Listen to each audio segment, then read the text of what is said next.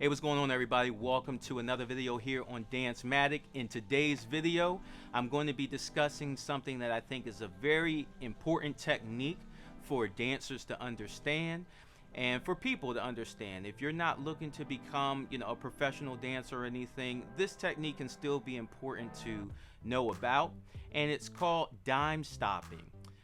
So I do want to clarify, this is a video talking about what dime stopping is, not how to actually dime stop.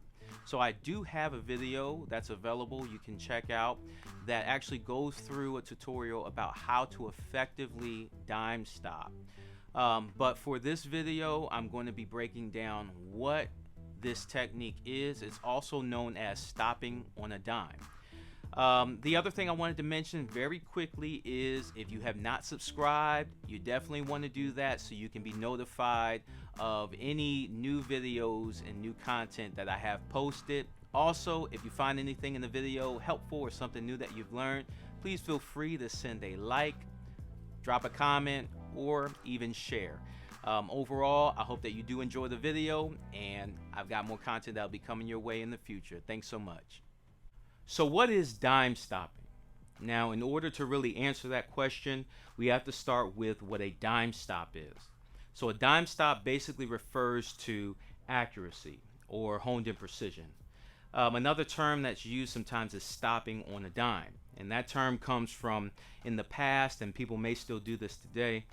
People would want to show off how exact or precise they could stop their vehicle, and to do that they would use the smallest coin available, which was a dime, and they would take the tire of their vehicle, they would move the vehicle, and the tire of their vehicle had to stop right on the dime that was laying on the ground. They could not go past the dime or stop right before the dime or roll that tire over the dime enough to say I stopped on it, but soon as that tire touched on the dime, they had to stop the vehicle. So that's a very precise stop that had to be done. Now you take that principle and you apply it to dance, and we have a dime stop. Okay, so with a dime stop, it's basically bringing your body motion to a complete pinpointed stop. Okay, so if I'm just moving my arm up and down, I'm not dime stopping, and I haven't done a dime stop at any point. If I want to do a dime stop, when I bring my arm up and bring it right to a certain point, I just stop right away. Okay, and it doesn't go any further up or anything of that nature. So that's a dime stop. Now, when it comes to dime stopping, that means something is continuing to happen.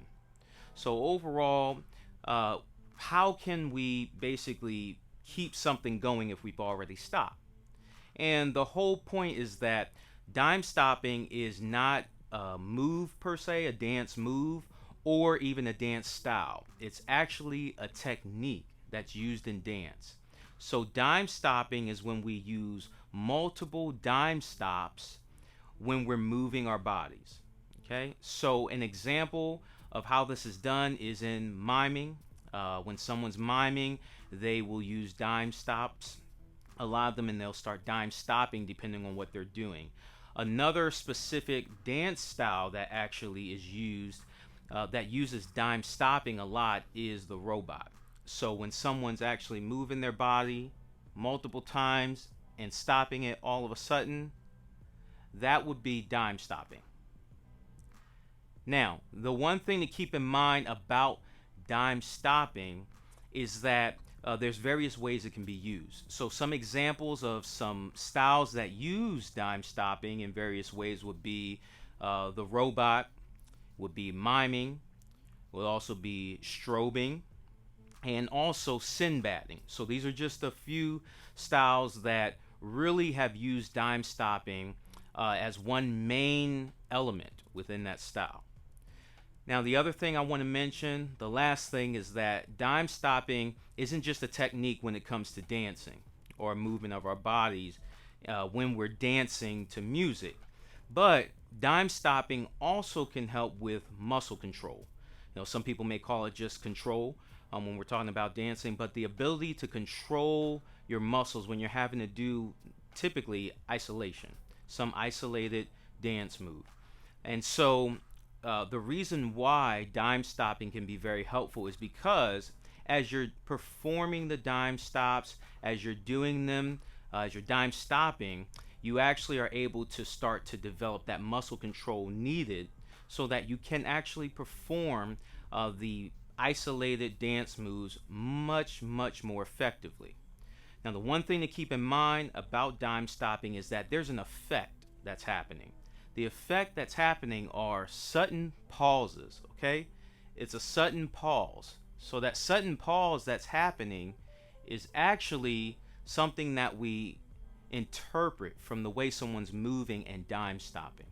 So that was just a little breakdown of what dime stopping is. If you are interested in learning how to dime stop, I do have a dime stopping tutorial available, and that link is in the description below.